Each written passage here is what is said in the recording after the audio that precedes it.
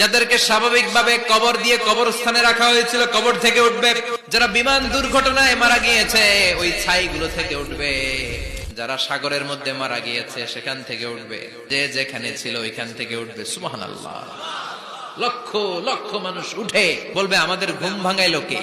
ফেরেশতারা বলবে হাযা মা ওয়া'দার রহমান, আজকে হলো ওই দিন যেদিনের প্রতিশ্রুতি রহমান দিয়েছিল।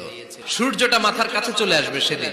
সূর্যের প্রচন্ড তাপে মাথার মগজগুলো ভাতের মাড়ের মতো গলে গলে নাকের ছিদ্র আর কানের ছিদ্র দিয়ে বেয়ে বেয়ে পড়বে। জিহ্বাটা তৃষ্ণায় বেরোতে বেরোতে নাভি পর্যন্ত এসে ঝুলে থাকবে। মা তার মেয়েকে দেখে দৌড়ে পালাবে, বাবা তার কলিজার টুকরা ছেলেরে চিনবে না। ও আয়েশা, দিনটা এত ভয়ঙ্কর হবে, বাঁচাও বাঁচাও ইয়া নফসি ইয়া নফসি বলে একবার ওই বিপদের দিনে মানুষ যে আকাশের দিকে এরকম তাকাবে, কার গায়ে জামা আছে কার গায়ে জামা নাই, ওই কথা মুহূর্তের মধ্যে ভুলে যাবে রে আয়েশা।